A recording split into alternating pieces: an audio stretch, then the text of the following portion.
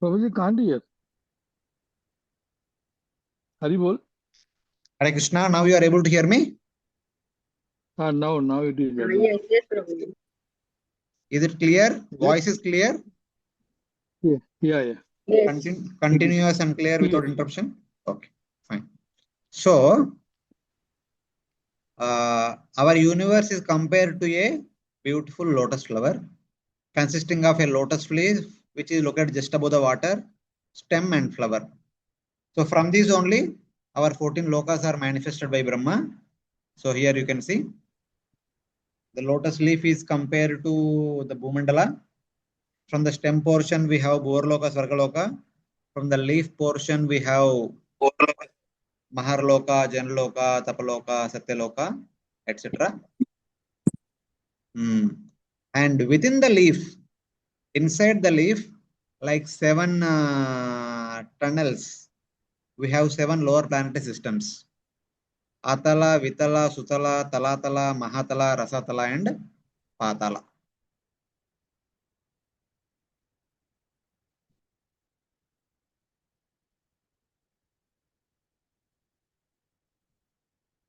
So, Hare Krishna, Prabhuji. yes, Mataji. Yeah, now we can hear. Sorry. Yeah.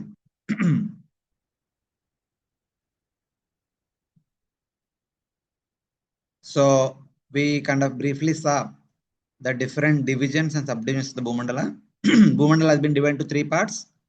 Aloka Varsha. This black region is Aloka Varsha. This is Loka mountain. Inside Loka mountain is Loka Varsha. Loka Varsha is basically the place where people can inhabit. Aloka Varsha is the place where people cannot inhabit. And Loka mountain is the mountain which separates the places which are good for inhabitants and the places which are not good for inhabitants.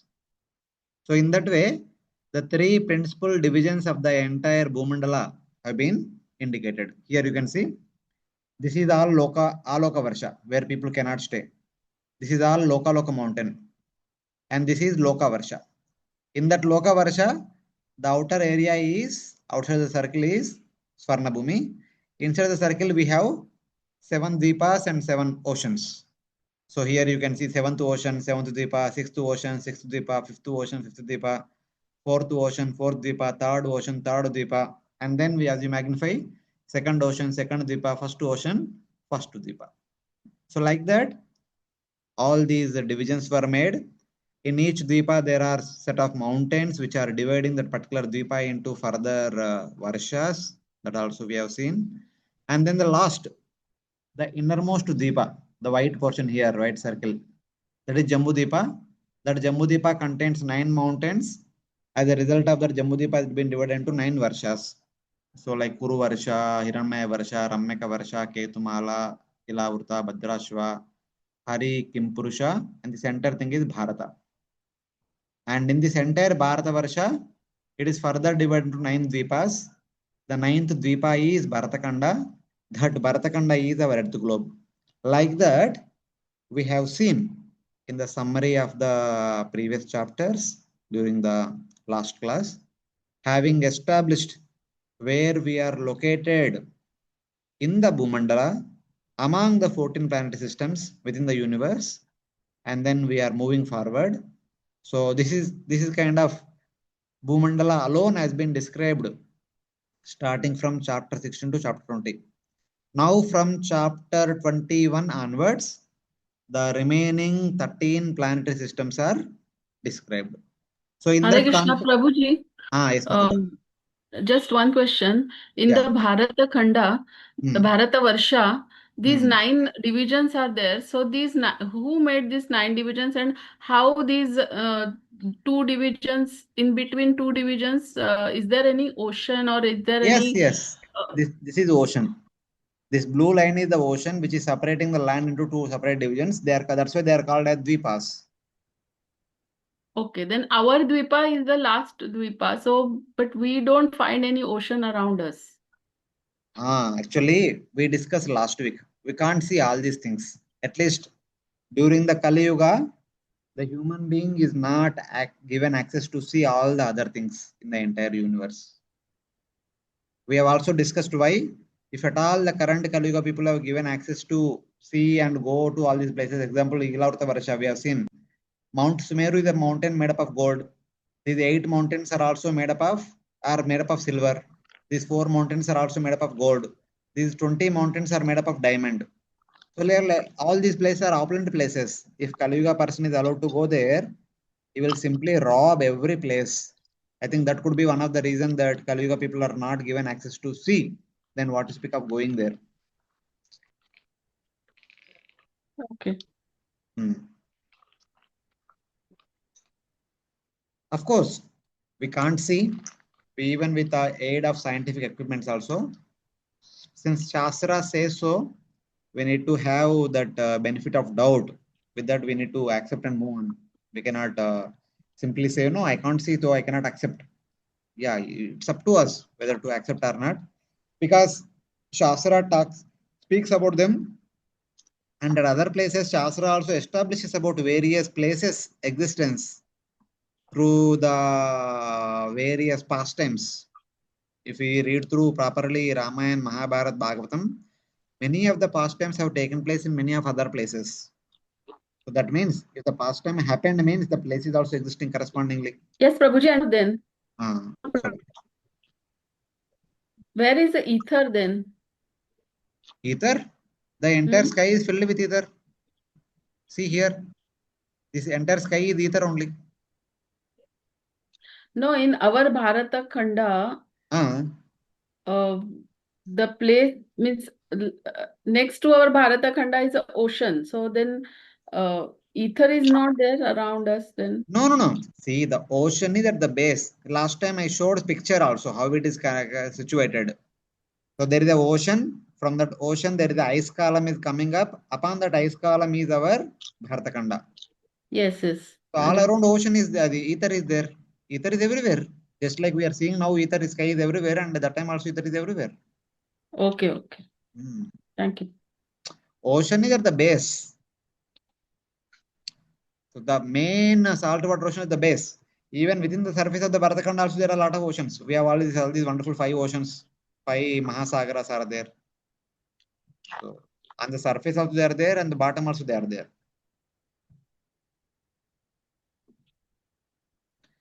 Any other devotees have any questions related to what we had discussed in the past? Hare Krishna, Prabhuji. Yes, little louder. Prabhuji, Hare Krishna. Yes, Prabhuji. Last time you said you were about to send the videos, but you have not received. I have shared it with Recording. Immediately after the class. I uploaded it. Because I don't have your group access now. I have your number, but I did not share with you, but I shared with him. Gaurivilas Prabhu Prabhu. Yes. Maybe after the class I'll share with Prabhuji, and Prabhuji can share in the group. Okay. After the class, last week lecture and today's lecture, both I will share. Because I thought Prabhuji will share in the group. So I shared with him immediately. Prabhuji, all these places, Hare Krishna Prabhuji. Yes. All these places which are this gold mountain and platinum and silver, they are not inhabited. It is just the metal that is there. Oh, no. They are much more inhabited than us. All the heavenly like personalities are there. We say, even in our your regular mother tongue, when somebody dies, what do you say? When somebody dies, if you want to address them, how do you address them? Those who are living, we may say Sri. वो स्वर्गवासी हो गए. जिसको हम स्वर्गवासी हो गए बोल रहे हैं ना, they have gone to these places. Either they have gone to main Swargaloka or Bhuraloka, or they have gone to Bhauma Swarga. Other than Bharatavarsha, all other places and Bhumandala are all Homa Swarga. All these places are meant for those pious people who have done piety here by performing Yajna, Dana, Tapa. They are promoted to these places. They will have wonderful life there. They don't have to work there. Everything they need is available in the form of streams, like rivers only. water, food, milk, everything is there in the form of rivers.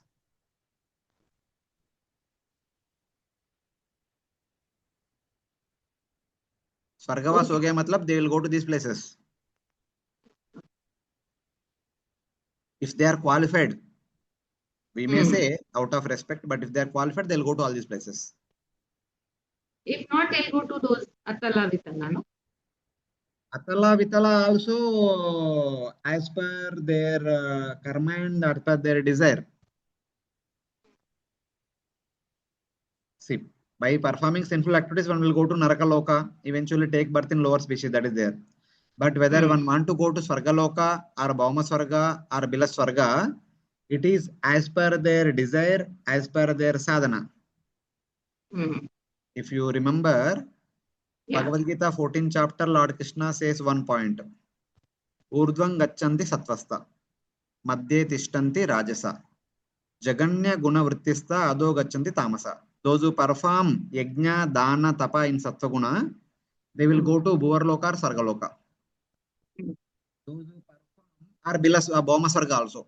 And those who perform yajna, dana, tapa in the mode of passion, they will take birth along with us in the human beings only, maybe in a wealthy family, aristocratic family or somewhere like that. And those who perform yajna, dana, tapa in the mode of ignorance, they will be sent to Atala, Vitala, Sutala, Talatala, Mahatal, Rasatal, Patal.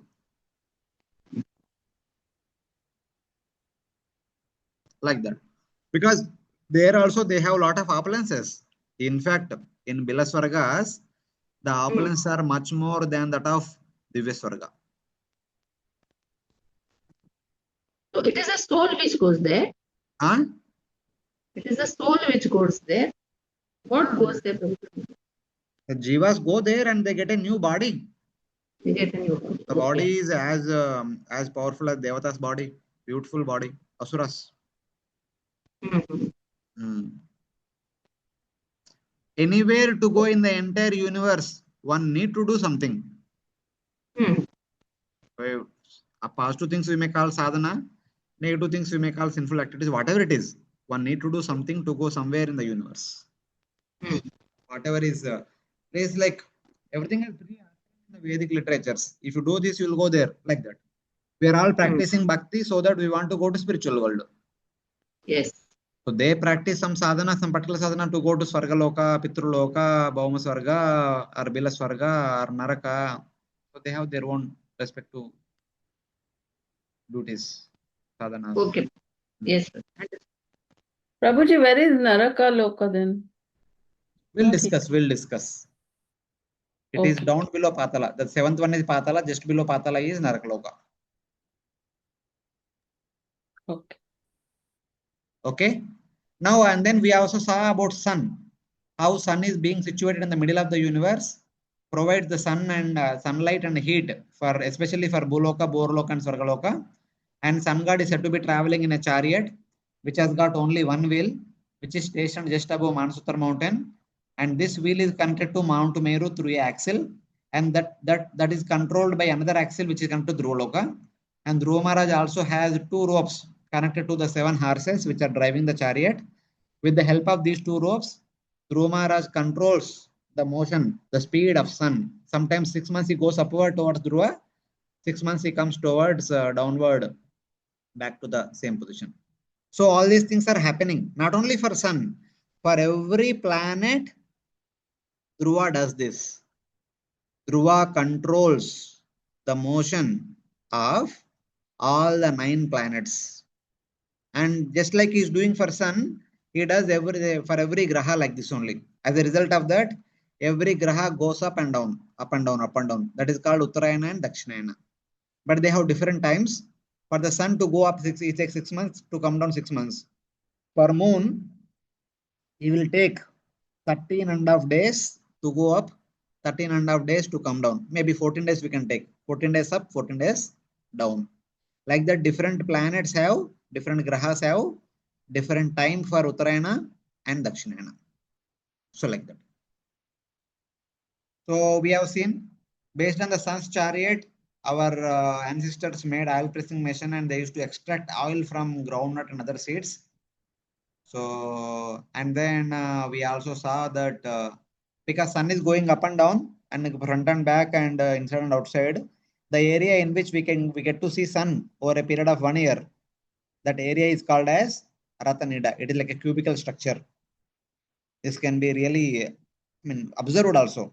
That's why the modern scientists say that what is the distance of Earth to Sun? They say that 1 astronomical unit plus or minus some percentage. 5% or 3%. That 5% is equal to this distance which is going inside and outside. So like that. And then we have seen that from Hanuman Chalisa, he says that Hanumanji was jumping across early in the morning, looking at sun, thinking it as a fruit. He was jumping towards sun, who is at a distance of Yuga Sahasra Yojana, which is like 12 million yojanas, which is little more than 1 astronomical unit. 1 astronomical unit is like 150 million kilometers. But according to Tulsidas, it is like 153.6 because he has taken the nearby round figure. Yes, our Rishis are not so much bothered about accuracy. They are happy with approximate numbers. They go ahead with that approximate number. That's why he has taken the nearby round figure because it is easy to make poetry in the poetry form.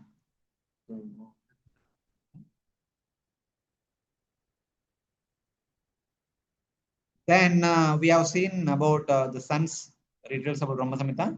Then we have seen about moon, how the moon is situated just above the rays of the sun by a distance of 1 lakh kilometers, but not exactly above sun. That's how we kind of saw that the moon is actually nearby, near to the earth only, not far from earth, not far away from sun. So, but Prabhupada had made that statement just for a matter of convenience, in order to avoid the unnecessary discussion that were happening during that those years when Prabhupada was writing the commentary for Canto. The moon landing was happening in 19. Voice is not clear. Is it for everybody? Here, Nundavan internet is not good. That could be the reason. Now it is clear. Hare Krishna. Yes, Prabhuji. Yes, Prabhu. Yes, Prabhuji. Now it is clear. I'll keep very close to microphone. So in that way. Okay. So basically, though in the translation, the purport Prabhupada says that the moon is here above the sun. If you want to go to moon, first one had to go to sun and then to the moon. That's why moon is far. And sun, Prabhupada also says that. That's why Monday comes after Sunday. Because sun is near, Sunday is first, moon is far, Monday is last. But that logic we cannot apply to other planets. Mercury, Venus and all, some of the order does not fit in properly. So that is only just to avoid unnecessary conversation, Prabhupada would make such kind of statements. But however, referring to all other Vedic literatures, all other Siddhantic texts and other Puranas, we understand that the moon is located just above the sun's rays, that rays which are coming to earth. So, but actually moon is very close to earth. Because sun's orbital radius is about 1 astronomical unit, moon's orbital radius is very less, very close to 30,000 yojanas. Sun is about 12 million yojanas, moon is only 30,000 yojanas. So it is very close graha to earth. So we have also seen from Rigveda how all these measurements have a nice relationship with 108. So this also we have seen last time, how the earth diameter, when it is 1000 yojanas, the sun's diameter becomes 108 times the diameter of earth, that is 108,000 yojanas. Then the distance between the sun and earth becomes 108 times to the diameter of the sun, that is 108,000 into 108 becomes 11.664 million yojanas, which is exactly equal to 150 million yojanas. And then the moon diameter is 108 by 400 times the diameter of earth, that is 270 yojanas, that is 3476 kilometers, which our modern science says. And moon earth distance is 108 times to the diameter of the moon, that is 29,160 yojanas, which is 384,400 kilometers. So all these numbers are closely matching exactly, so that we can understand the moon is nearby compared to sun. That we have also established on the figure also. So here the moon's orbital radius is only 30,000. If we also said that it is not revolving around Mount Meru, instead it is revolving around Earth globe only. Not only moon, even sun and all other planets are revolving around Earth, keeping Earth in the center of their orbits. So that also we have understood. And then in the moon, there are two categories of people are residing. So when you divide the moon into two parts, the inner part of the moon is occupied by the devatas. The outer part of the moon is occupied by the pitrus. We say Pitruloka, Pitruloka, Pitruloka. Pitruloka means actually moon planet. Moon planet is the place inhabited by pitrus. The original devatas are there. Some of our ancestors, they have heard from Mahabharata, Ramayana, or other Vedas that Pitruloka is filled with lot of opulences, and whoever goes there, they can get to drink Somarasa every day. Hearing that, they become attracted to that, and they perform Chandrayana Vrata, and they go to Pitruloka, and they reside there for a good amount of time, maybe hundreds and thousands of time or years, and they enjoy. They have good life. That's how they go to Pitruloka. They become the residents of Pitruloka. That's how it is understood. And then we have also seen one more point. Just like Earth is made up of condensed earth element, Sun is made up of condensed fire element. Similarly, the moon is made up of condensed water element. So moon is basically ice planet. It is not a planet like us, not a abode like us. The Earth is there everywhere, and here and there water and mountains are there, not like that.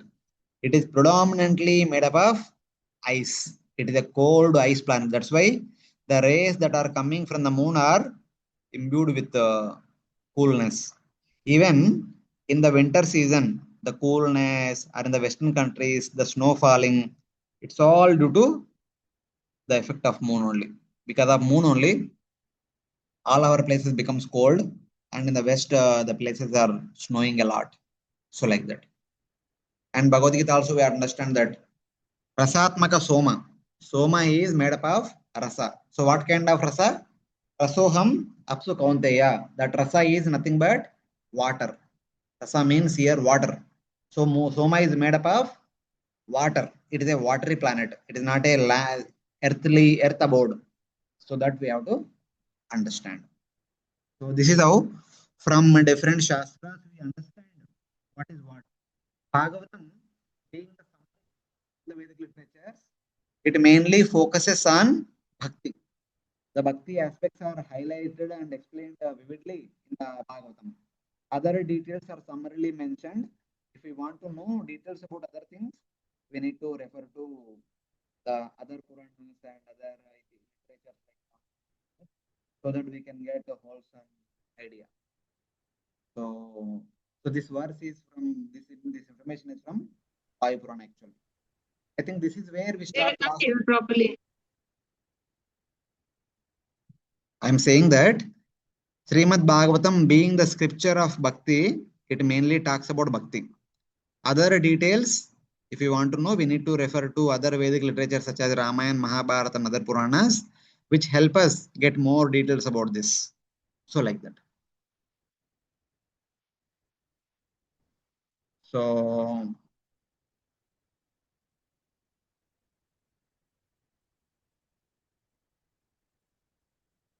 So there is one prayer which is offered by the residents of Shalmali Dvipa.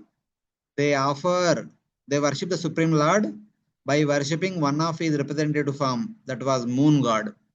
So they are offering a prayer unto Moon God. By that prayer, they are worshipping the Supreme Lord. How they are offering? What kind of prayer they are offering? Swagobi Pitru Devebhyo Vibhajan Krishna Shuklayo Prajanam Sarvesham Raja Naba Somo Na Asti Iti. So basically it's telling that, O moon, by Somarasa you are maintaining the Devatas, Rishis and all other celestial beings. And by providing a rasa in the footsteps, you are maintaining all the human beings everywhere. Similarly, please maintain us. So you are only our hope. You maintain us. If you maintain us with our healthy body and mind and soul, we can worship the Supreme Lord. That was their intention. So that's how they are offering prayers. Then couple of related points in relation to moon. It's like here in 3rd canto 20th chapter where there is a discussion about the creation of 8 kinds of superhuman beings. So there one of the creations is the creation of Pitrus and Sadhyas. So that is mentioned here. Brahma, thinking himself powerful, created Sadhyas, and by his invisibility, he created Pitrus. So Pitrus and Sadhyas are created as one category, and both of them are residing in the moon planet. These are one of the 8 creations of the Devatas. Then who are these Pitrus? What kind of Pitrus were created by Brahma? So Brahma first created 4 Pitrus. They are like, we can say, we generally say that twins are there. Very rarely we get to see that some mother gave birth to 3 children. But here Brahma gave birth to 4 brothers at one go. Who are the 4 brothers? Agnishvattas, Barishadas, Saumyas, and Ajjapas are the 4 Pitrus. Some receive fire sacrifice and others do not. They married Swada, the 15th daughter of Daksha. The 16th daughter of Daksha was Sati, who married Lord Shiva. The 15th daughter, our elder sister, married to the 4 Pitrus. This is another example of one woman marrying many men. So like that. So of the 4, Saumyas and Kavyas are residing in the moon. Parishadas and Agnishvattas are residing in the Pitruloka adjacent to Yamaloka. There are 2 Pitrulokas. The main Pitruloka is in Chandraloka, in the moon planet. The secondary Pitruloka is in Yamaloka. Because in Yamaloka, Yamaraj himself is there. He has to give punishment to the sinful people. When the sinful people are dead, they will be taken to Yamaloka, where Yamaraj gives judgment. The place where he gives judgment is court, Yamadharmaraja's darbar. And the place where the punishment is awarded is Narakaloka, hellish planetary systems, etc. The place where Yamaraja himself stays is one of the Devata. He cannot stay in a inauspicious place. The place where he stays, that place is actually called as Pitruloka. He is the head of this secondary type of Pitruloka. So in that Loka, the descendants of these 2 Pitrus, Ajjapas and Barishadas, and also those people who perform pious activities and want to go to Pitruloka, will go to this Pitruloka. Also, in addition to moon planet, some go to moon planet, those who have done more pious activities, and some go to the secondary Pitruloka, those who have done medium pious activities. So like that, the different references we can see from Bhagavatam about this particular concept. Now, let us discuss a little bit about moon landing. This was one of the topic of the town. Prabhuji, just a minute. In the previous slide, those 4 Pitrus which were born from Brahma, they are said to be controlling the seasons and year and all. The last line. Yes, yes. So how they rule over the seasons, and they are the controllers of seasons and months? See, we say there are 3.3 crore devatas who are looking after the universal management. So there are different things to look after. So like that, the Pitrus have given some responsibility of looking over months, seasons, years, etc., etc., etc. Okay, so our Pitras who go in the Pitruloka, they are also... No. They will never get any service. These are virginal devatas. Okay. The virginal people who are there in the Pitruloka, they will be only residents of that.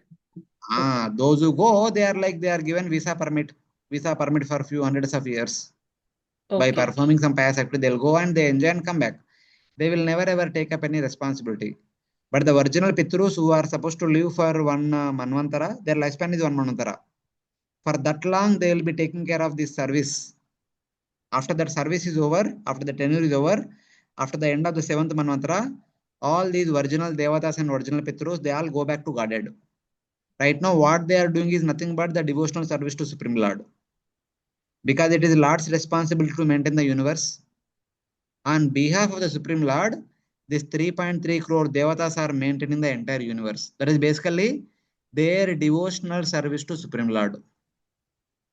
So because they are doing such a wonderful devotional service for one Manvantara time period, they are all taken back home back to Godhead after their tenure is over.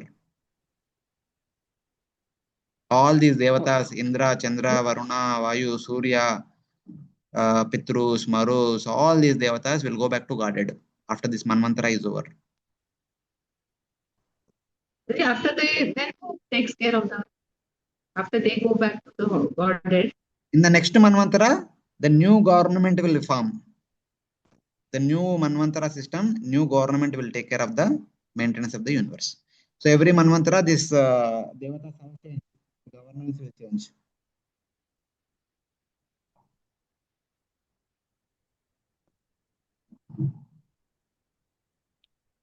So if somebody want to become a Pitru Devata or a Devata and want to render service like this, so they may have to do more pious activities. For example, if one does one Ashwamedha Yajna, one can go to Dhruvaloka, one can stay there for 1000 years. If one does 100 Ashwamedha Yajnas, such a person will become Indra and he will stay in Swargaloka for one Manvantara time period. Afterwards, he will come back to Godhead. So like that. If one want to become Devata, there is a bigger sadhana. If one just want to go to Swargaloka, there is a small sadhana. So like that we have to They understand. go back to God. So Sorry? that means many Indras will be there. Like you are doing, I am doing XYZ. So all of us will become Indras there. No, If all of no. us are doing. Everyone cannot do. Who will do 100 Ashwamedha Yajnas? We are Okay. not qualified at all. Japa Yajna nahi kar rahe stick se.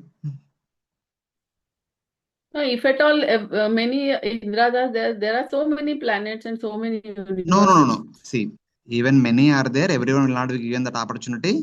The one who does first will be given an opportunity to become Indra in the next time. The one who does next, he may be given the next to next like that afterwards. No, it is a big thing. It is not such And easy. And Prabhuji, this we are talking about our Brahmanda. Universe. Our This- universe. yeah. Yes. Then there are so many Brahmandas like this. So Yes. all other Brahmandas are also having similar structures, or they have different structures? We don't know exactly. We cannot say same, but it could be similar. We have 14 lokas, they may have 20 lokas, 30 lokas, like that we can say. But a kind of similar kind of system might be there with the variation in the details. But there is nothing written in Shastras about that. Oh, no. Shastra does not talk about what's happening in the other universe. They And can't. is there only one Karanodakshay Vishnu, or Yes. could be There is many? only one Karanadaksha Vishnu. From him only comes unlimited Brahmandas. And within each Brahmanda, there is one Garbhodaksha Vishnu and one Kshirodaksha Vishnu, one Brahma, one Shiva, one Indra, one Chandra, one Surya.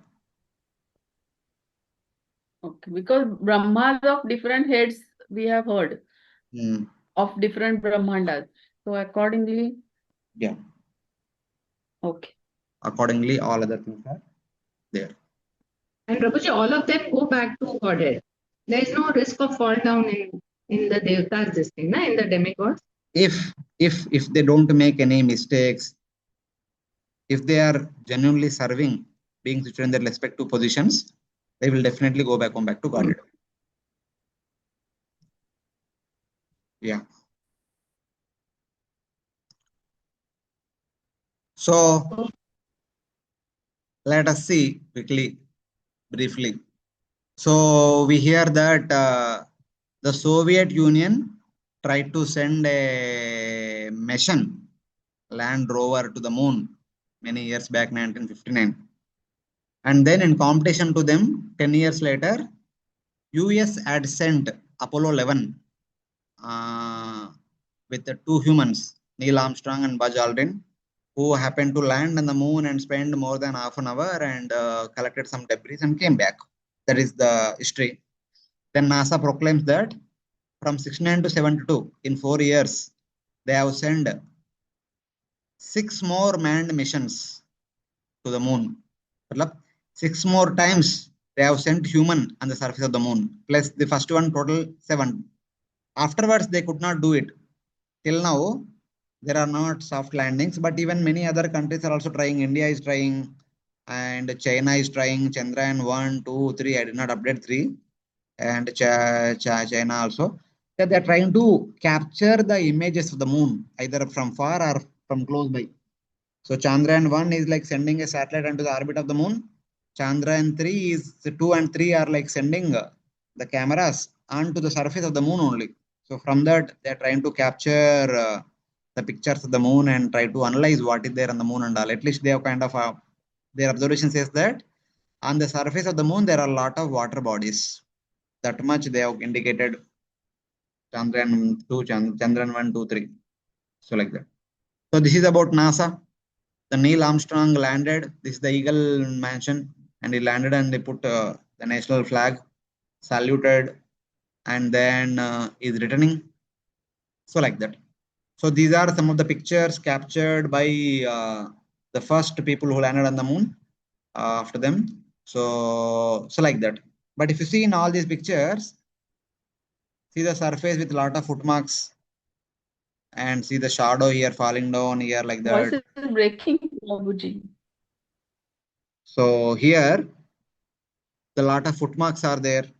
The surface is all you can see like a sandy surface. And then Can't see the screen only. Can't see the screen. how come none of you are able We to see can the see. screen? We can see. We can see Prabhuji. Mataji, you please do something to your device. Something happened to your device. So here is the shloka from Vayu Purana, which says, Ghana toyatmakam tatra mandalam shishina smrutam Ghana tejomayam shukla mandalam bhaskarastute. Bhaskara is made up of solidified fire. Similarly, Shashi is made up of solidified water. Ghana toyatmakam. So if the moon is supposed to be made up of Ghana toyatmakam, so what kind of toya is here in all these pictures shared by NASA? Where is toya? There is no toya only.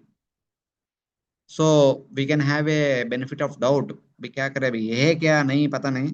So whatever it is, they are saying something, our scriptures are saying something. Many times our devotees will ask question, what scriptures are saying and what the modern people have gone, what we are seeing are the same or different? Scriptures never indicated that there is a different moon. No, there is only one moon, which we are seeing every day. Maybe may not be an Amavasya, but otherwise all other days we get to see small, medium, big. That same moon only our scientists are trying to go. That same moon only is inhabited by Pitru Devatas. To that same moon only our ancestors wanted to go and practiced so many sadhanas, and they have gone to that place also. So there is only one moon, so no need to get confusion. So according to Shastra, the moon is supposed to be made up of ice. So that is our understanding. So now, really whether someone can go to moon or not, maybe couple of events which we study from Bhagavatam is that one is Trishanku, other one is the fight between Indra and Bali. So when during the fight, Indra says that if somebody tries to come to Sargaloka without proper qualification, with our mystic potency, we'll try to send them to their current position or to a position which is lower than their current position. So that Indra can do, because Indra has that ability, he can do. So he says that. So that means indirectly we can understand that if we want to forcefully encroach or enter into somebody's place, the people who are living in these places have ability to make their places invisible and send the people to some other place and make them think that, oh, they have gone to the place where we want to go, something like that. That ability they have. Like that Trishanku thing, Trishanku approached Vasishta, because Trishanku and his entire family were the disciples of Vasishta. So during the Gurukula days, Trishanku was supposed to take care of the cows. He heard that tiger is coming into the Gurukula or something like that. Instead of while protecting a cow, instead of killing a tiger, he killed cows.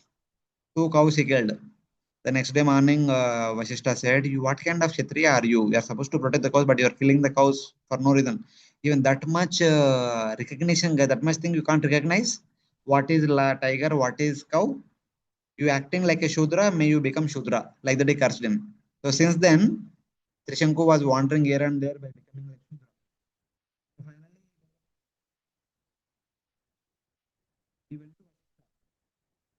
First of all, no one can go to Swarga in the self-same body. Then and he approached his sons also. No one said, everyone said no, no, no. Then he went to Vasishta. No, he went to Vishwamitra. He did not ask that I want to go to Swarga. He said that Vasishta says that I can't go to Swarga. Hearing that, Vishwamitra took it as a challenge. I will send you to Swarga and I prove that I am greater than Vasishta. I prove that Vasishta is wrong, that you cannot go to Swarga. So, with his tapobal, Vishwamitra was sending Trishanku to Swarga. As he was nearby reaching Swarga, the Swarga people are getting some foul smell because human beings emit foul smell. Devatas do not emit perspiration or foul smell. So they are suddenly getting foul smell. Then Indra came, Indra was warned and he came and he pushed down the Trishanku. As Trishanku fallen down, he requested Vishwamitra, please save me, please save me.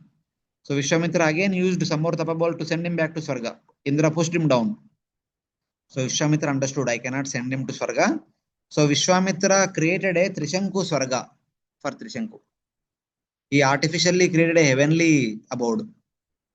So he's still there, like that it says. Because of the Vishwamitra's tapobal, Trishanku is still there in that Trishanku Swarga since then. So some people say that you can see that also. So that is also there. So in that way. So like this, those who are with qualification can go to Swarga. Not everyone. Those who practice respect to sadhana can go to Swarga, but not everyone.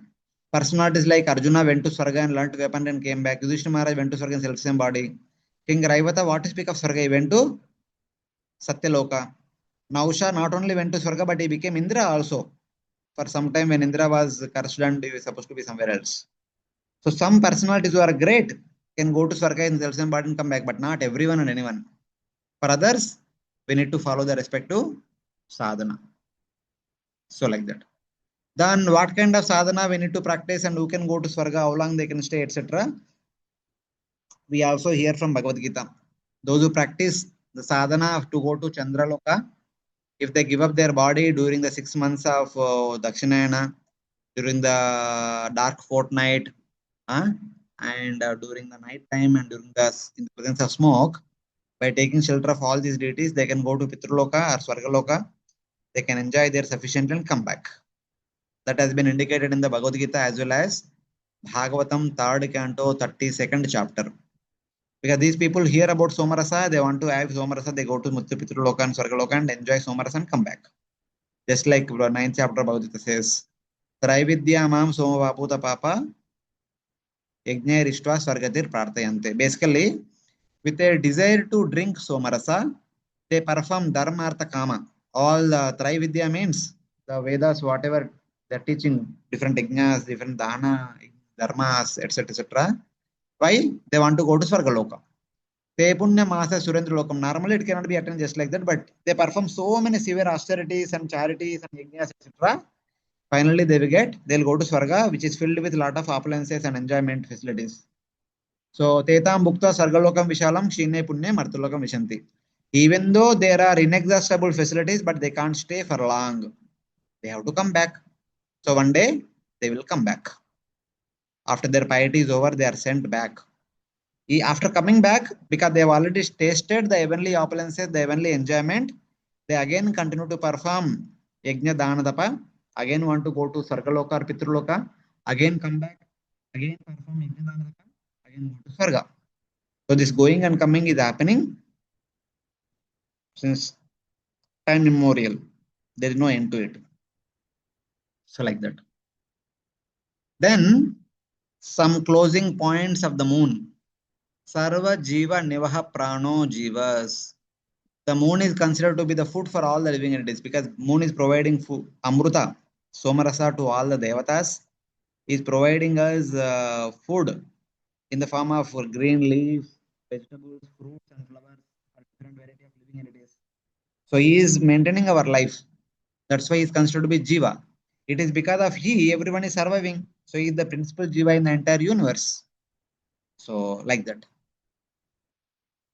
So Last week we discussed that Pitrus are eating steam. The Somarasa is nothing but the essence of the evaporated water. So that is accepted by all the devatas as Somarasa. All of us are getting in the form of juice in our food. So like that it is indicated. So moon, we get to see over a month in 16 phases. On Amavasya, we can't see the moon. From Pratipad to Chaturdashi, slowly increasing. On the Paurnami, we see full moon. Again, from Pratipad to Chaturdashi, the moon is gradually reducing. And finally, on Amavasya, we can't see any moon. So 14 days in between. On one side Amavasya, other side Paurnami. So total 16 phases. The moon is consisting of 16 phases. And is the deity of the mind, is providing food for us, is providing Amruta or Somarasa food for all the devatas. Like that is providing food for everyone. So he is called as Manomaya, Annamaya, Amrutamaya, Jivamaya. Like that different names are given to him. So this is how the sun and moon are described in the Bhagavatam 21st and 22nd chapters. In the remaining part of the 22nd chapter, other planets like Mars, Mercury, Jupiter, constellations, etc. are described. But before going to them, any questions related to sun and moon till now? What we discussed based on that?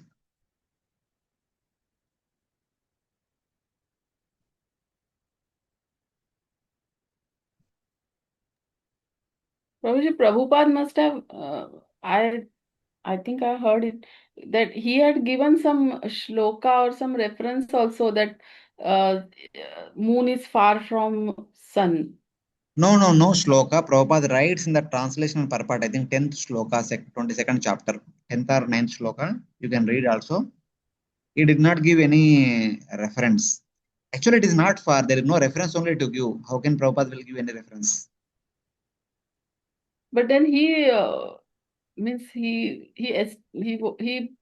many times he said that they have not gone to the moon. Obviously, you think that NASA has gone to the I Can't showed the hear, pictures. can't hear, Prabhuji.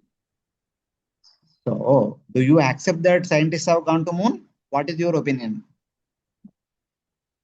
No, I'm confused, Prabhuji. Why? What is confusion? What is your confusion?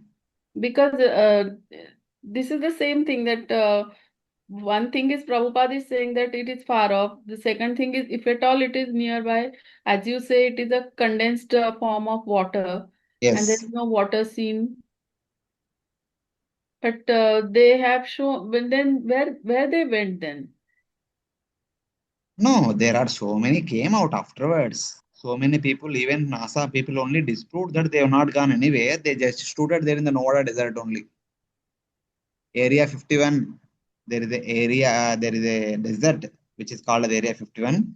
That is a secret land for doing all the experiments. They have shooted it there only. That movie which they released, that is only shooting there. Yes, That is Prabhu.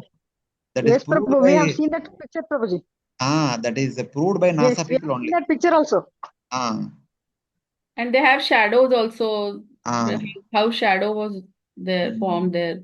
yes. That is also there. But then now our Chandrayaan and everybody have also taken pictures and See, here they are trying to send a mission only, not a human being. See, the point Prabhupada said is the human cannot go in the self-same body to moon because we don't have such much qualification. Even Hiranyakashipu could go to Svargaloka being Asuras also because they have done lot of tapasya as a result of that tapobal. They have lot of power to travel. But the current human beings, how much capacity do we have? So yes, at the same time, do the mission gone to moon or not? Like India, Chandrayaan to Chandrayaan 3 gone or not? Many devotees were asking us during the time of Chandrayaan to Chandrayaan 3 whether really they're going or not. See one thing, certainly without proper qualification as per Shastra, one cannot go. That we have to accept. Second thing, does a mission can go? Does a human also can go or not? Yes, there is some possibility. How? When one really performs lot of hard work, the devatas are kind of reciprocative. Just like Lord Krishna says in Bhagavad Gita, Ye yatamam prapadyante tam staiva bhajamaham. Just the way you approach me, I reciprocate accordingly. So what was the purpose with which our scientists are trying to explore the moon? Some of them might be thinking that, okay, let us understand what kind of natural resources are there. Somebody might be thinking that, okay, whether man can inhabit there or not. But the premise for all these things, whether natural resources are there or not, or man can live or not, their assumption is that the moon is also like a abode, like our Earth. Earth is spherical in nature. It has got water body and land body. So moon also might be having like that only man, water body, land body. Then you can explore whether human can live or not. Like that, they are trying to see, find out and all. If one really honestly working very hard to go to moon, all this to see all these things. Yes, even though moon is made up of completely ice, but the moon being Devata's abode had the ability to manifest himself like earth for a temporarily for a person who want to see the moon like that. So that was their desire. They want to see that a moon which is like other earth. So moon himself manifests himself like earth and shows himself to them with water bodies, land surface, etc. So that possibility is there. But that doesn't mean that it will happen for everyone. It can happen sometimes, it may not happen sometime. So we can't give 100% guarantee for everyone. So whatever it is, we can give a benefit of doubt. Yes, sometimes people might work hard, so they may get some nice correct results. At other times, people might be working hard, but with wrong intentions, their results also will be wrong. Like that, we can say. We can give a benefit of doubt.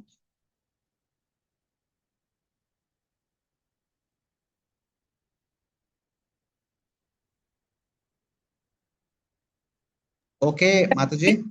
That means they went, right? What you're trying to say is that they went, right?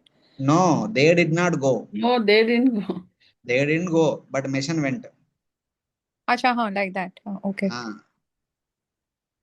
Missions might have gone. For mission, we can give benefit of doubt.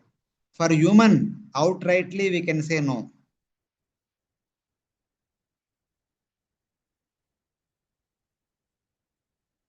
At least as of now.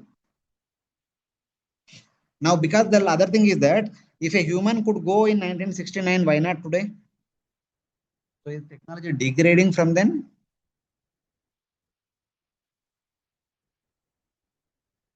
So Yes, like and just like Trishanku, that Sunita, she was also just stuck up in between only for so many days, and then she came back, and means astronaut go there, and then they somehow they cannot reach the destination.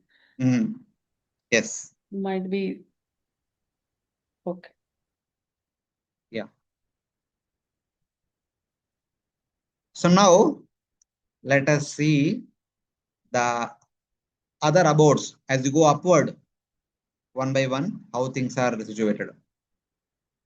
Then, first of all, we saw sun, then moon, then you go a little bit further.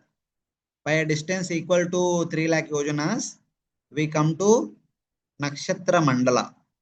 27 nakshatras are arranged in a circular fashion.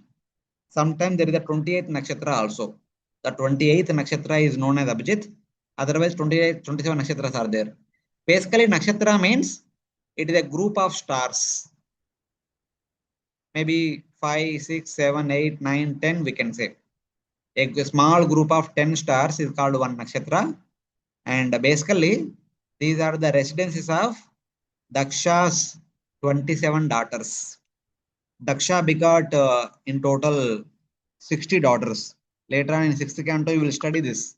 Second time during Chakshusha Manvantara, when Daksha married Marusha, through her first he begot 10,000 sons, Haryashvas, then 1,000 Savalashvas, then 60 daughters.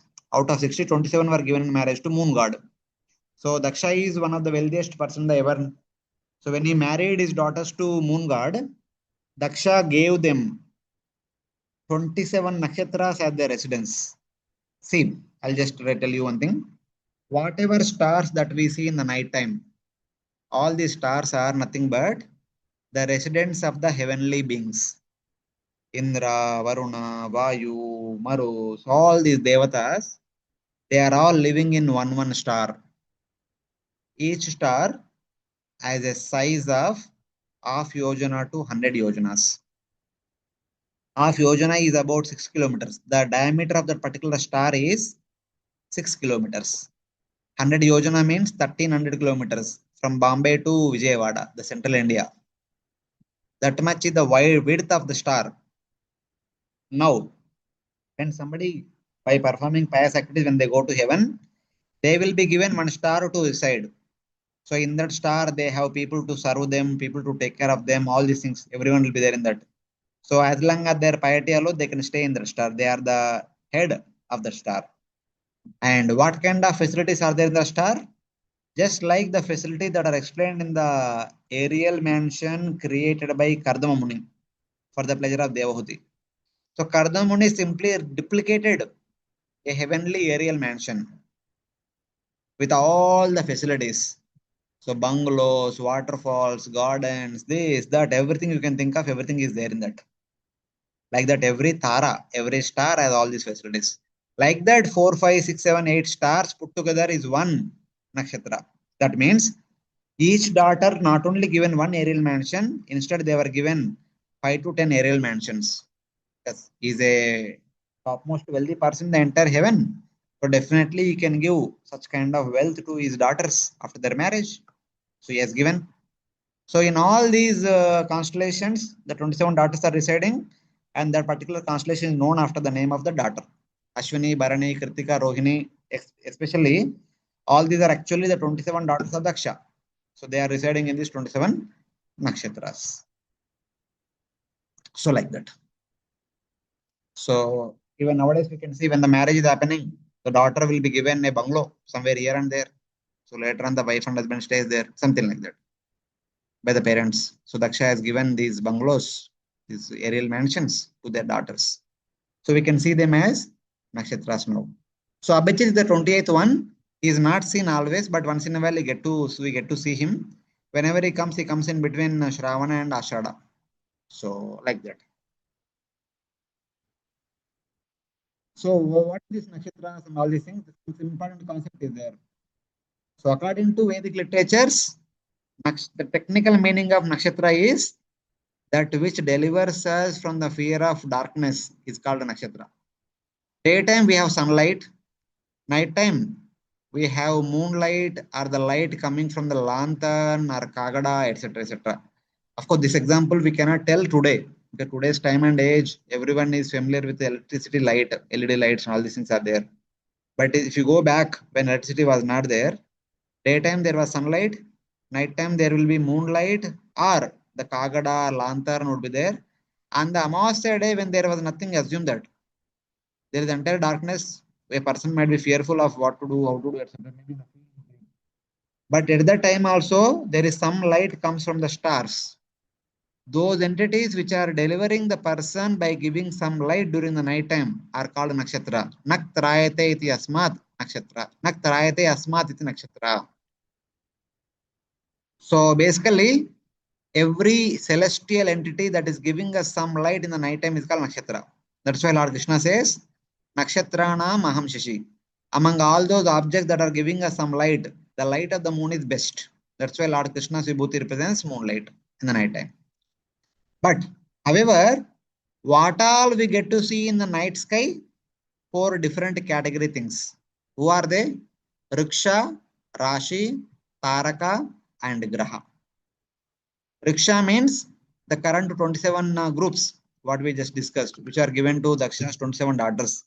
Technically, they are called as Riksha. Riksha means because when you map the 7 or 8 stars together, they appear to be like a bear. Small bear. Since they are all appearing like a bear, they are called as Rikshas. In Sanskrit, Riksha means bear. Jambavan is called as Riksha Raja, the king of the bears. So something like that.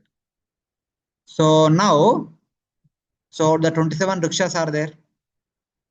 As time progressed, people were not able to spell properly the Rikshas.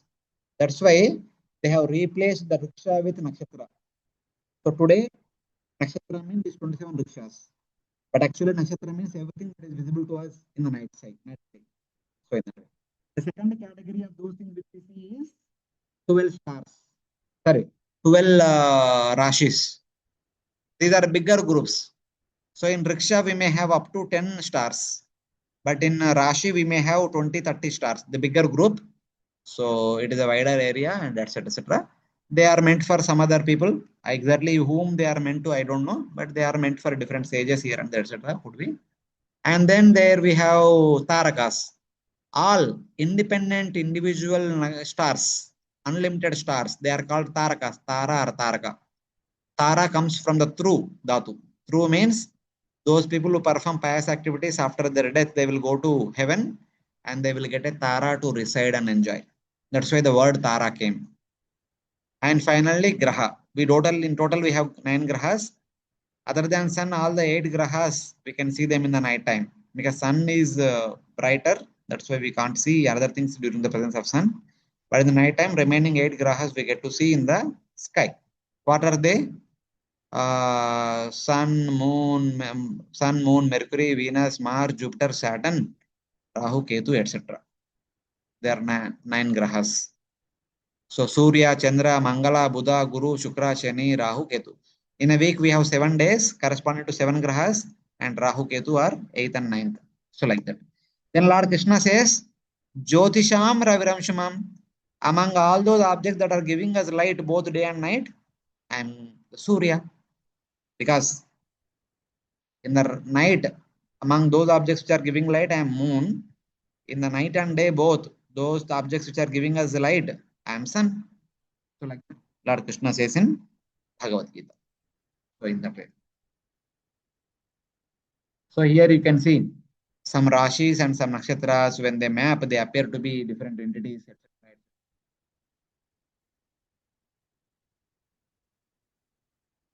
Polar is like the pole star. So you can see. This is Saptarushi Mandal. 1, 2, 3, 4, 5, 6, 7. It is called Big Dipper. Saptarushis are staying in the 7 stars. For every Manvantara, different Saptarushis are chosen. So these Saptarushis are mainly supposed to be there close to us to teach us how to perform Varnashrama duties. Their principal goal is to teach us how to perform Varnashrama duties. That is their teachings. So here you can see some of the things. Here it is Leo.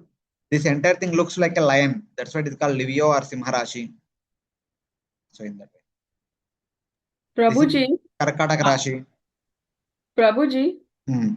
how Saptarshis are teaching to perform Varnashram from so Yeah. long? Yes, yes. We see, if you read Ramayana and Mahabharata, all the sages keep coming to the king. They'll be teaching the king how to govern the kingdom, how to rule the kingdom, how to perform their duties properly. They teach king and go back. The king will make sure that all the people are following properly. In the Ramayana and Mahabharata, if you see, every now and then there is a discussion. One sage comes and speaks how to rule, how to govern. So that is how they are teaching. Okay. Now everything is irrelevant, Prabhuji. But That's how they become Raja Rishi, no? Then. yes. By learning from a Rishi, a Raja becomes Raja Rishi. So they hear properly from the Saptarishis and they follow themselves and they implement throughout the kingdom. So they are called as Raja Rishis. So in that way. Especially in the Mahabharata, if you see, all such great souls keep coming to Hastinapur, Indraprastha, they keep teaching Yudhishthira Maharaj. They keep telling how to rule, how to govern, how to practice dharma, etc. etc. So in that way. So the Dhruva Maharaj is Raja Rishi, right? Yes, he was also Raja Rishi. Because he was taught by Narada. So Perfect.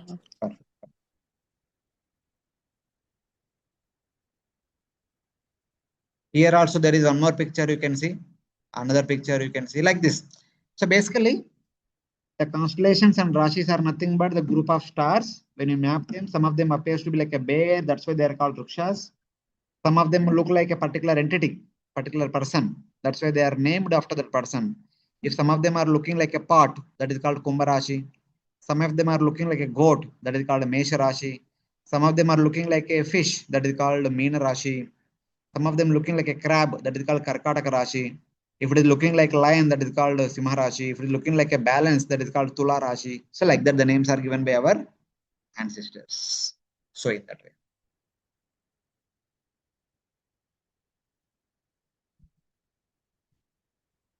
So these are basically all the stars. In every individual star is nothing but a aerial mansion like that of Kardamoni, and that is inhabited by many hundreds and thousands of people. What hundreds of thousands? Like Bombay to Vijayawada, itna area kitna log reh sakte. So like that. So Indra's star is called as Amaravati. That is filled with all the opulent palaces, and also they have darbar where all the devatas can assemble, etc., etc., etc. So like that. So sun, moon, and 27 nakshatras. This is how the 27 nakshatras are located just above the moon. So moon will be revolving around in the middle, and above that the nakshatras are there. So moon spends one day with one wife. That means one day with one nakshatra. 27 days he covers all the 27 nakshatras. He completes one circle. Like that Bhagavatam explains. Then, as you go a little bit above, we are seeing the vertical structure of the universe first with respect to the surface of the Bhumandala. First sun, from sun one, then moon, from moon then nakshatras. As you go upward, slowly, the other planets are mentioned. The next one is Shukra Graha. Shukra Graha is situated 2 lakh yojanas above that of 27 nakshatras. It moves like the sun, but sometimes ahead of sun, sometimes behind sun. But it means it does not speed. But Venus sometimes increasing speed, sometimes decreasing speed. When it is increasing speed, it is going ahead of sun. When it is decreasing speed, it lags behind sun. So like that. So this graha is favorable to all. Venus is favorable to all in terms of our Jataka forecast and all. He also provides rains and removes evil influence of other planets. So like that. It is the abode of Shukracharya. And also the descendants of Bhrugumuni and Shukracharya, they all reside in the Shukra Graha. We may think that all these planets are barren lands. No, they are all the abodes of Devatas. Just like Taras, we said, they are all abodes of different heavenly beings. Like that, Grahas are also the abodes of different Devatas. Whoever is living in that particular abode, the planet is known after their name. Currently, in this Manvantara, Shukracharya is living in this planet. That's why it is called Shukra Graha. In the next Manvantara, then it will be called, the person's name will be given to the planet. Because sun is living in the planet is called Surya Graha. The moon is living in the planet, that's why it is called Chandra Graha. If somebody else resides, they will be called with different names. The names may change in the next Manvantara. For this Manvantara, these are the names. And then, as you go upward by 2 more lakh yojanas, we come to Buddha. Buddha is also like Venus only. Sometimes goes along with the sun, sometimes goes ahead of sun, sometimes lags behind the sun. Generally, it is auspicious, but whenever Buddha goes away from earth, it produces drought, cyclones, continual clouds, etc., etc. Some inauspicious situation happens whenever he goes away from the earth. It is the abode of Buddha. Buddha is the son of Soma and Tara. Buddha, though Chandra married 27 daughters of Daksha, he was not able to beget one son through any one of these 27 wives. He had an intense desire to have a son. So Tara helped him to have a son. So through Tara, Chandra had a son. That son name is Buddha. And that Buddha is residing in this Graha. That's why this Graha is known as today Buddha Graha. He is considered to be one of the very intellectual person. That's why it is called Buddha. So in that way, we call it as Mercury.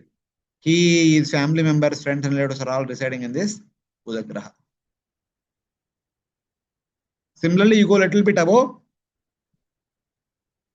By 2 lakh yojanas, we come to Mangala Graha. It has got multiple names. Kuja Graha, Angaraka Graha. We call him as Mars now. So it is generally inauspicious, indicating grief. Especially the parents are worried about their children having Kuja dosha or Mangal dosha. When there is Mangalik or Kuja dosha, it is very difficult to get them marriage match. So like that. This is the abode of Kartikeya, the son of Lord Shiva and Mother Parvati. So, select that. So Venus and Mercury takes 1 month to pass through one zodiac sign and 1 year. Similarly, Mars takes 1.5 months to pass through one zodiac sign.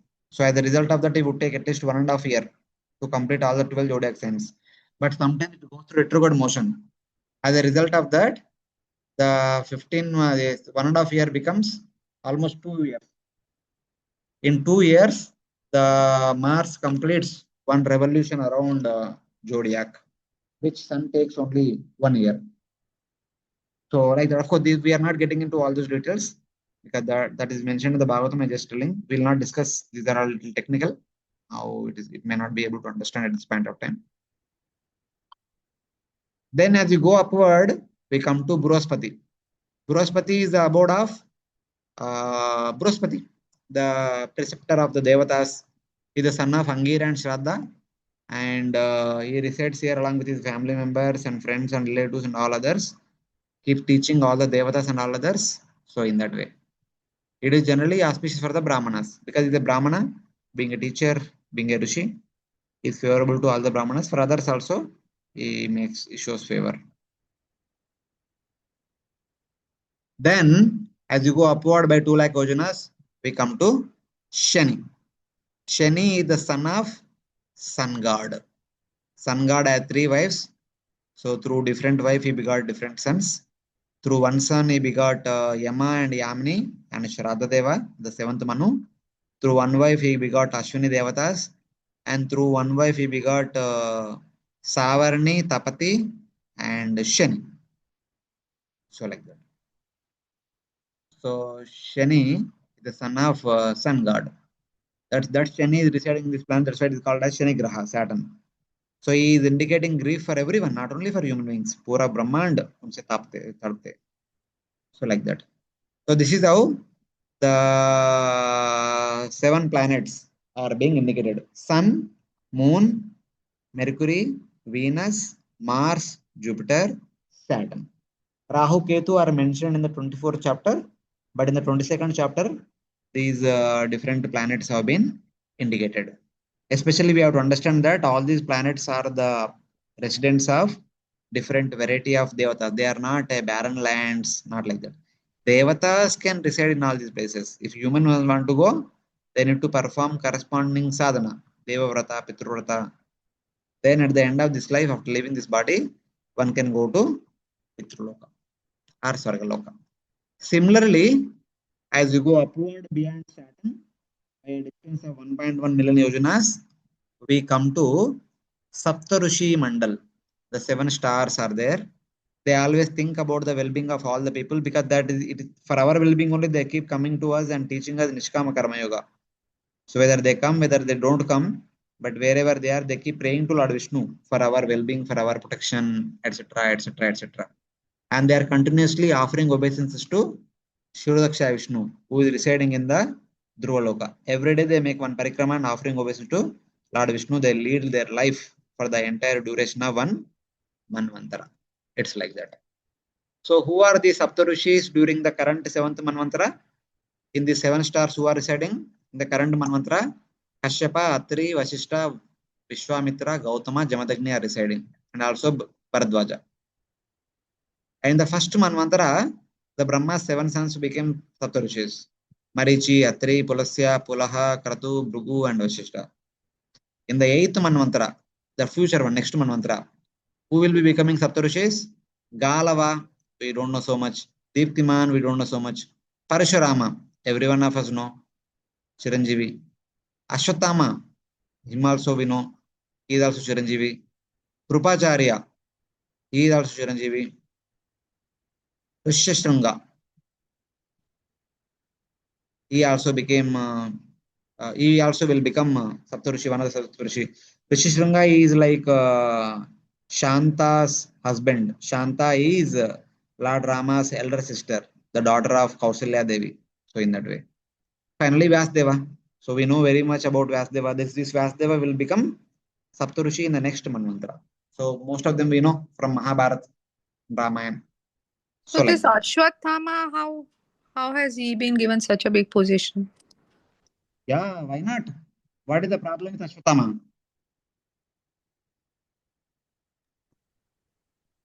What did he do with Draupadi's sons? He tried to. That he did. He did not thought about they are sons of Draupadi. He thought they are Pandavas. Because Ashwatthama heard about how his father was killed. 5 Pandavas surrounding Dronacharya, speaking lies in an immoral way. They killed their father. And that too, Dronacharya, when he got down from the chariot, when he untied his shika, when he sat down Padmasan and performing yoga, that time Drishtadyumna came and cut off his neck. While 5 Pandavas and Krishna seeing him. So he was very angry with the Pandavas as a result of his father's death. That's why he wanted to take revenge. If I cannot take revenge in the war, I will take revenge in the night time, like that he thought. That's Yeah, how but he killed. he was cursed by Lord Oh, himself. that is for the Brahmastra, which he sent for killing Parikshit Maharaj. child in the womb. That no one appreciated that. For that it was given. So that is kind of purificatory thing. He was cursed to be for like that, having a disease for 3000 years and purified. Right now he is diseaseless. He is studying under the Gurukula of Vasudeva. See, there are few things circumstantial. Since childhood, Ashwatthama is like a lavishly brought up child. He was like he used to do a lot of hut, and his parents also used to give whatever he is asking. So in a way, he did not have sense control to the extent as a Brahmana is supposed to have. That was the problem with him. But finally he realized, and now he kind of corrected himself and he has become the disciple of Vyasadeva. He is under the Gurukula of Vyasadeva right now. So he will become Saptarishi. What to speak of that? For the next Kali Yuga, he will But become he the was Vyasa. he He was will he will he be the was Vyasa. cursed for That he was curse cursed for how many years? Some 3,000 years. Okay, that was a time limit given. Yes. Okay. Prabhuji, but what Krishnadumna did to Dronacharya was adharma. No? Then how Pandavas and Krishna did not say? See, it's okay. Adharma, dharma, they're all there. But at least from the external point of view, see, problem is with it is not about right or wrong. When you relate it to somebody, even though they may do wrong, you will not see the wrong. Because of relationship, you will see it is right only. Even worst case, even though it may be wrong, you will expect that please excuse him. अभी इस बार तो छोड़ दो ना ऐसा बोलेंगे ना. So it is like a loving son. How can he accept the death of a loving father? It is circumstantial. Not only that, if you read Mahabharata, you will not have this question. This is But one then thing. even Hiranyakashipu could be said like that because Hiranyaksha was killed and so he was opposing Vishnu. So that could be also then that he was correct from his point of view. See, Hiranyakashipu wanted to avenge the death of his brother. That is perfectly right. That because his brother, he has a loving affection. He wanted to fight with Vishnu. That is all right. But his tormenting Prahlada was not at all acceptable. For which Lord Narasimha came and killed him.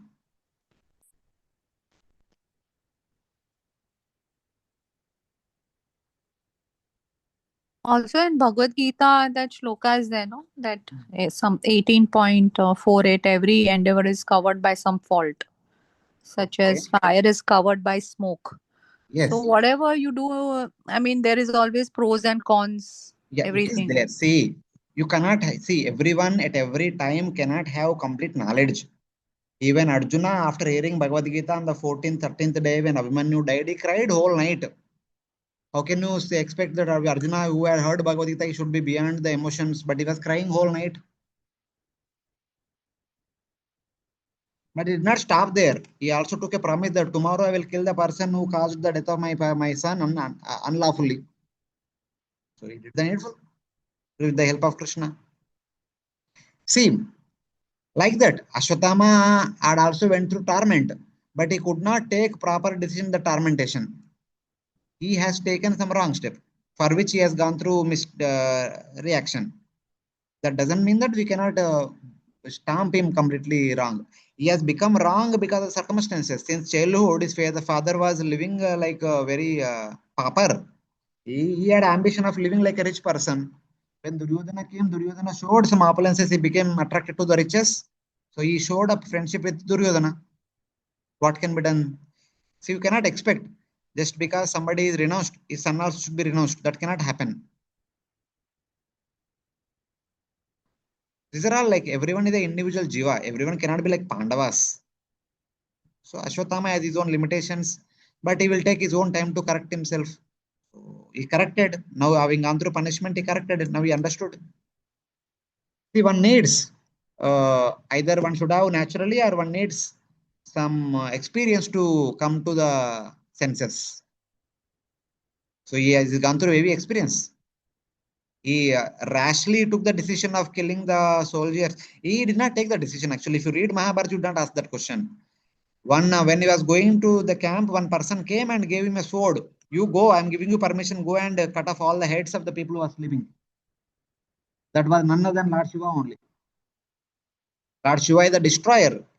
According to Lord Shiva, all these people's lifespan is over. They are supposed to be killed in the battlefield only, but they are not killed. Somehow they got survived. They should not see tomorrow. So on the night only, they're supposed to be killed. So he employed Ashwatthama. Ashwatthama was ready to do that activity for Lord Shiva. So Lord Shiva himself gave him a sword. With that sword, he cut off all the people. He thought these are 5 Pandavas. He cut off their necks. After that, after he has taken the heads to Duryodhana, it is Duryodhana who said these are Upa Pandavas, not the main Pandavas. So it is like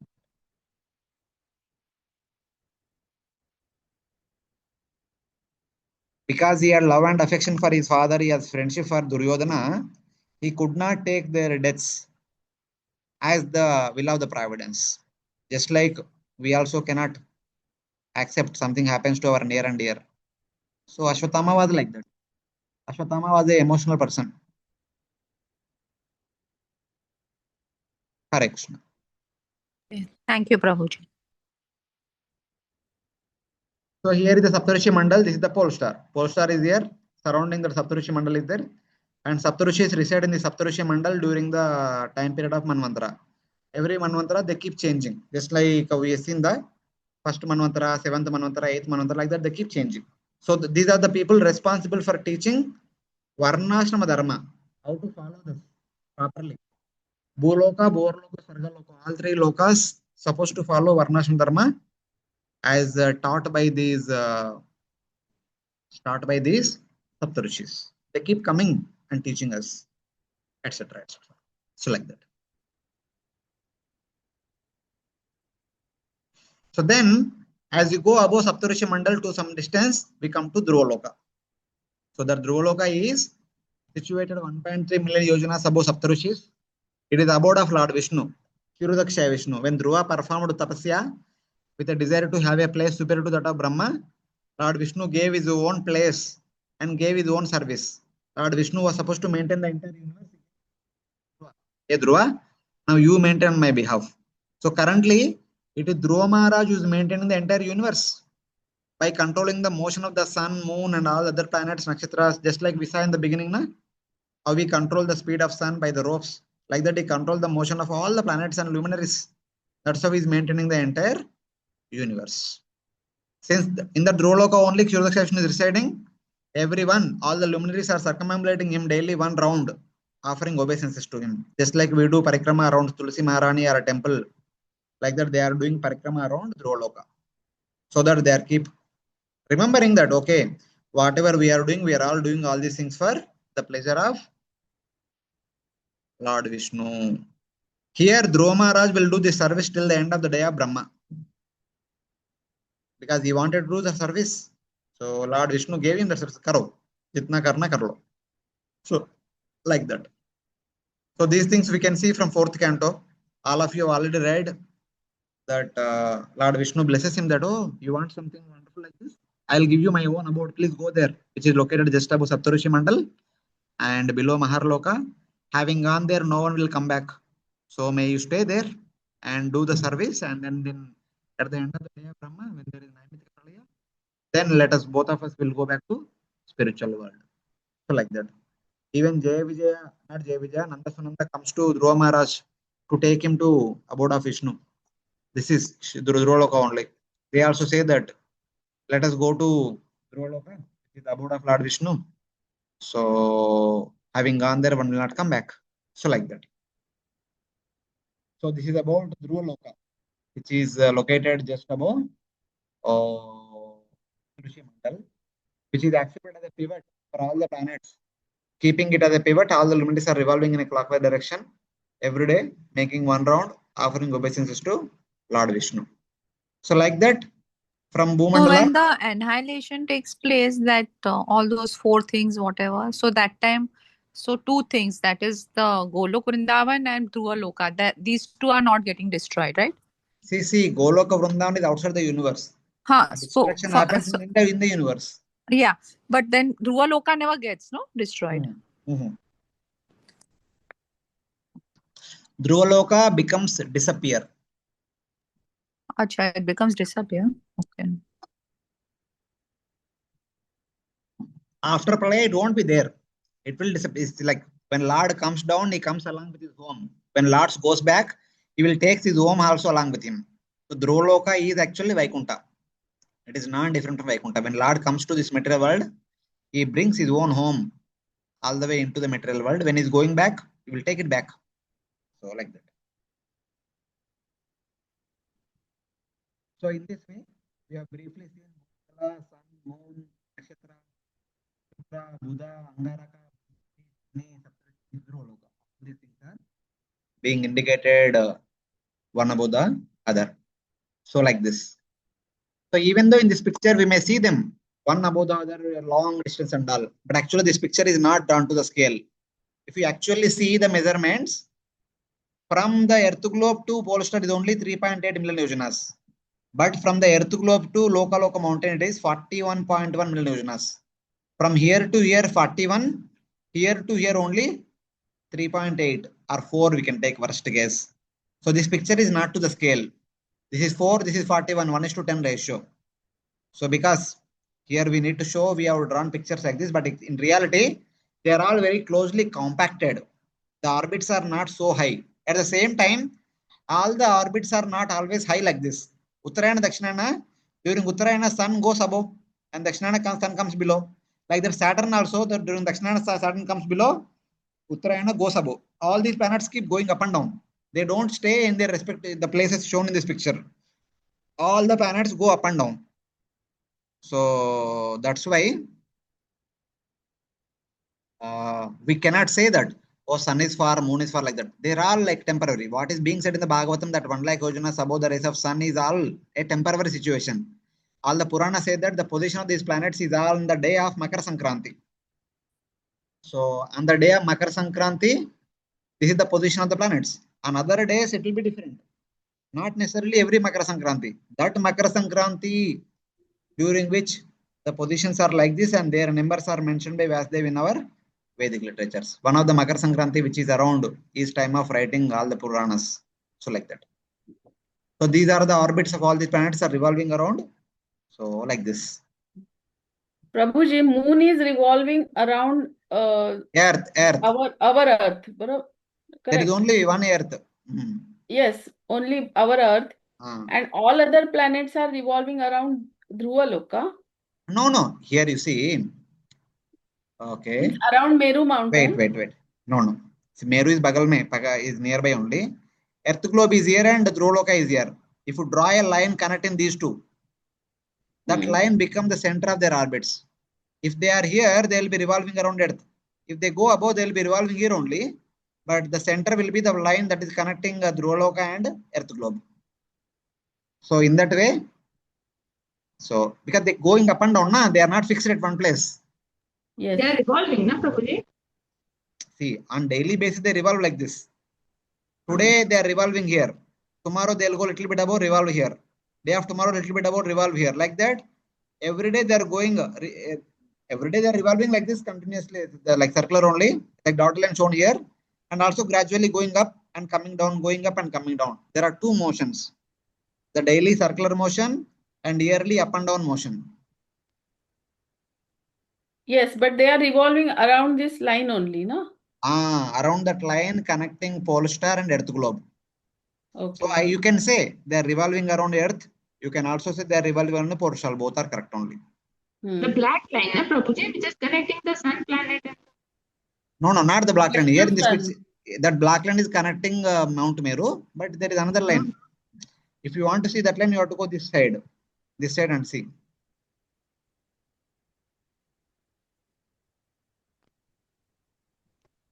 So like that.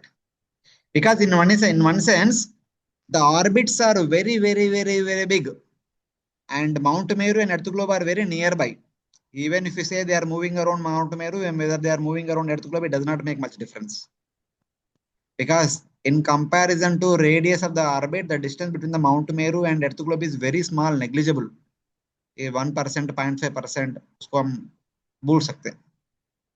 So like that.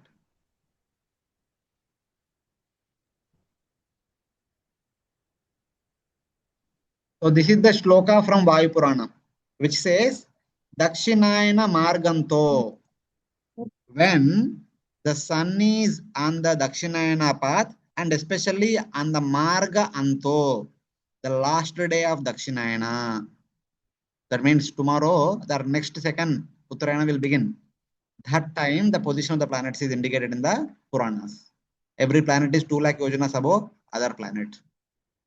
So this is clearly mentioned in the Vayu Purana. So like that.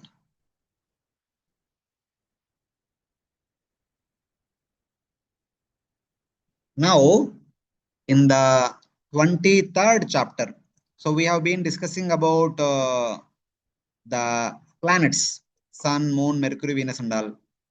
In the Dhruvaloka and Sarvaloka, they are there. In addition to them, there are few more things are there in the Dhruvaloka. The stars are there, constellations, Rashis, and many other things are also there. They are not mentioned in the previous chapters. They are briefly, summarily mentioned in the 23rd chapter. Briefly, they are mentioned. So, though there are so many luminaries are there in the outer space, but occasionally, once in a while, when most of them are conjoining at one place, because everyone is having individual speed, but once in a while they come together. When they come together, we can see them as a dolphin. Shishumara Chakra, Kundali Bhuta Dehasya. And that dolphin is considered to be Virat Rupa of Lord Vishnu or Lord Vasudeva. Because we may not see with our eyes, but some yogis actually see it many times. So they see it and they treat it as a universal form, Virat Rupa of the Supreme Lord, and they meditate upon it for the purification of their heart. It actually exists. Even sometimes for human beings also it is visible. But for the yogis, it is visible like a dolphin jumping across the ocean. Then Bhagavatam says, of course, for a yogi, it is visible like that. Even for a human being, sometimes if they are fortunate, they will be able to capture to a photograph. This is what is captured. It looks like a dolphin. And they have also identified who is who in this particular entire picture. So all these different things. So today's kids, school kids, they are taught all these things. They'll understand everything clearly. I don't know so much. So in the Bhagavatam, it is said that, yes, for a yogi, when he is meditating, it looks like a dolphin jumping across the ocean. But from the universe point of view, this dolphin's head is downward towards the Bhumandala. The dolphin's tail is upward towards Dhruvaloka. And during all over the body of the dolphin, we have so many different luminaries and planets and all these things are there that is being indicated. Sometimes with the same name, Shishumara, Lord also appears. So in the 6th canto, we get to see that Dosha married Sharvari and they gave birth to Shishumara. One of the Lord's expansion is Kala, expansion of the Supreme Lord. So thus, this becomes the resting place of different luminaries. So though it is there, sometimes it is not there other times, but still it is the place of all the luminaries which are there situated in that particular thing. Here you can see, this is the entire Bhumandala. Toward the Bhumandala, head is there. Toward the pole star, the tail is there. And all the luminaries are connected to pole star through the ropes made up of wind. Just like he was controlling the sun with the two ropes, for every luminary is being controlled by Dhruva with the help of these ropes. These are called Vata Rashmi. Rashmi means rope, Vata means Vayu. The ropes made up of wind. So in that way. So from the universe point of view, the Shishumara is like this. From a yogi point of view, Shishumara is like this. So how to reconcile these two? Now let us see. Here the yogi is meditating.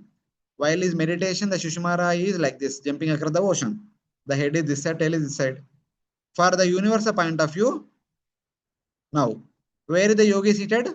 In Himalayas, which is close to the line of equator. But this is our earth globe.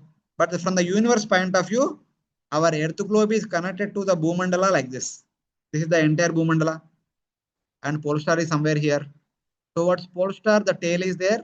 Towards Bhumandala, the head is there. So this is the way we can reconcile. How? What Bhagavatam is saying, what yogi is saying, both could be understandable. When a yogi is sitting in the Himalayas, he said Shishumara jumping across the ocean like this. But in reality, from the universe point of view, it is like this. So that is being described here. Head is downward, tail is upward.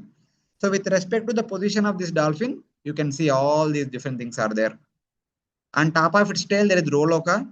In the middle of its tail, there is Daksha, Agni, Indra, and Dharma. At the base, where tail is joined to the body, we have Data, Vidata, one of the 12 Adityas. On the hips, Saptarshi Mandal. Genital, Saturn. Neck, Jupiter. Mouth, Mars. Life air, Mercury. Navel, Venus. On the right side, 14 stars from Abhijit to Punarvasu. Left side, 14 stars from Pusha to Uttarashada. And then on the back of Shishumara, Ajaviti stars. Throughout the abdomen, the backbone is Ganga, Akasha Ganga.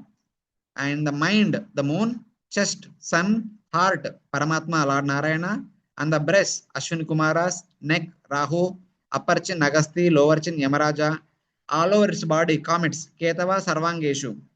In its skin pores, unlimited stars, Romashu, Taragana. So like this, the different things are all indicated. Here you can see. On top of the tail, Dhruvaloka. In the middle of the tail, Prajapati, Daksha, Agni, Indra, Dharma, Data, Vidata, Saptarushis, other planets, 28 naksatras, moon, sun, Ashwini Kumaras, Rahu, and Yamaraja. Like this, the different abodes are being situated in the Shishumara. When Vyasa saw, while writing Bhagavatam, he saw all these things in that, so he mentioned. Today, if we see, we may see differently. It may not be same. So like that. And in the heart of the Shishumara is Paramatma. So Paramatma is there, Anantarasa, Paramanu, Chantarasam is everywhere. So in that way.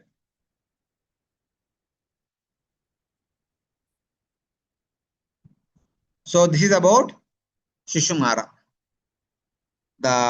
Within the heaven, where is Indra's abode, Daksha's abode, all these abodes are there. That is briefly indicated. So that few things are mentioned in the previous chapters, few things which are not mentioned there are kind of summarized here. So like this, all the devatas are all residing all over Dhruvaloka and heavenly planets, Swargaloka.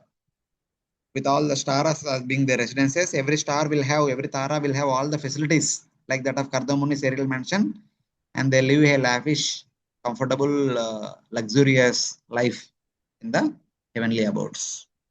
It's like that. Prabhuji, what is this Dhata, Vidata, and some other which we have not discussed? Oh, no.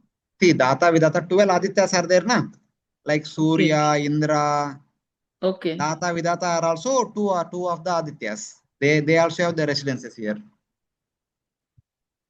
Okay. And others are also there, the previous No, slide. they are also like that. They are also some of the people who are living in the heavenly planets. We may not know because we don't read. They are all there in the Mahabharata, Ramayana. We don't read them properly, so that's why we don't know. So No, like what is Ganga like? Ajaviti, Ganga, that Ganga which is coming from the top of the universe to our place, that is Akash Ganga. Okay. It is seen like the abdomen of the Shishumara. Whatever the flow of Ganga is there, that flow of Ganga can be seen as the, not abdomen, the backbone. Backbone of the spinal cord of the That Shishumara. means the Ganga not necessarily be in the water form. It changes the form in No, between. not like that. It's water form only, but that water form only appears to be like a white shining cloud structure or something like that. We can say like that.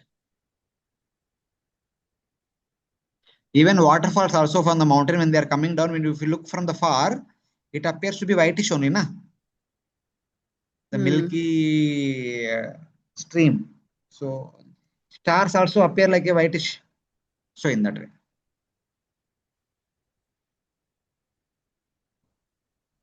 It basically indicates all these things put together appears to be like a dolphin. It is not that there is a dolphin.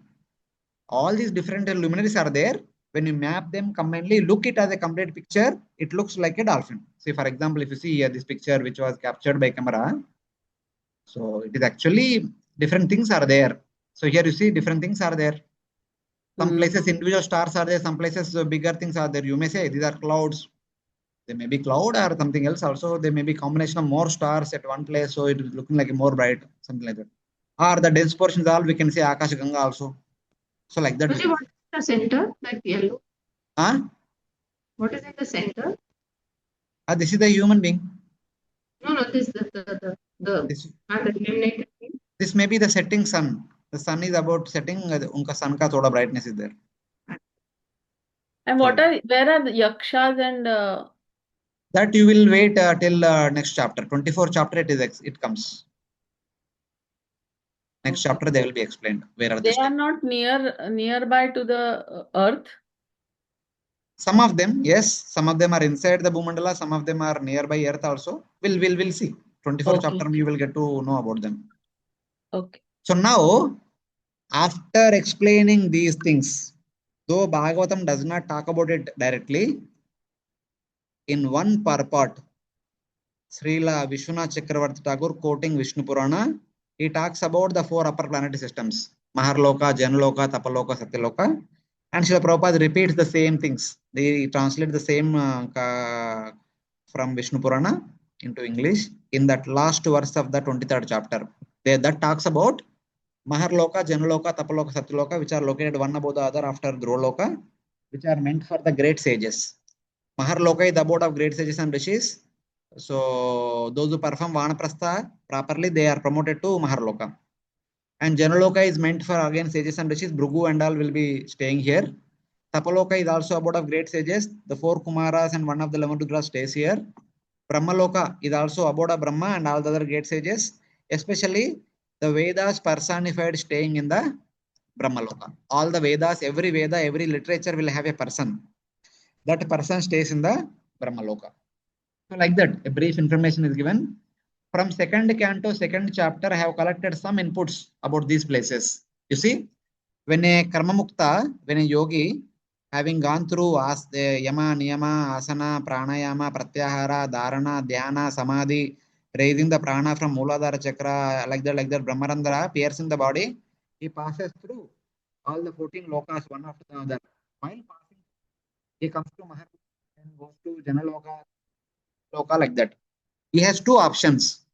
Whether he can just pass through without looking at all these lokas, or he can get down, spend some time there, and then move on to next loka and spend some time there, go ahead, like that. If at all you want to stay, he can stay at max 1 day of Brahma, not more than that. If not 1 day, but whenever he has gone there, see from there till the end of the day of Brahma, they can stay there.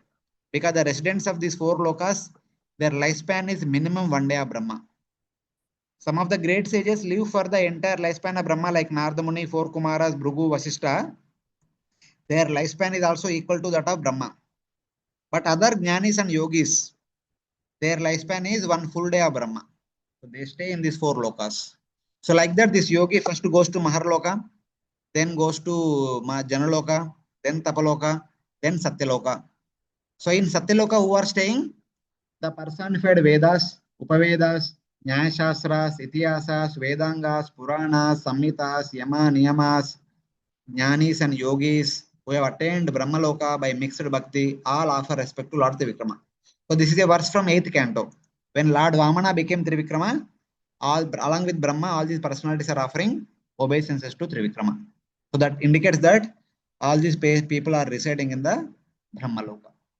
So this is how we can get information about different places in Bhagavatam. Now, while being in Bharata Varsha, we are exposed to perform so many sadhanas. So when we perform those sadhanas, where one can go? If one practices Grihastha Dharma properly, one is entitled to go to Sargaloka or Pitraloka. Anywhere, according to their level of surrender, level of strictness, they will go to Pitraloka, Sargaloka. If one practices Naishtika Brahmacharya throughout one's life, they will be promoted to Brahmaloka. If one practices Vanaprastha or renunciation properly, they will be promoted to Maharloka. If one takes onto Jnani Sannyasa, after Nishkama Karma Yoga, the Grihastha, then entering into Vanaprastha and then Sannyasa, takes Jnani Sannyasa. If he is complete, if he is proper, then they will attain Sahajya Mukti, direct Mukti. Then other yogis and jnanis who passing through 14 lokas, then eventually they attain Brahmajyoti, Sahajya Mukti. That process is called as Kramamukta. That Kramamuktis are explained in the Bhagavad Gita as path of light.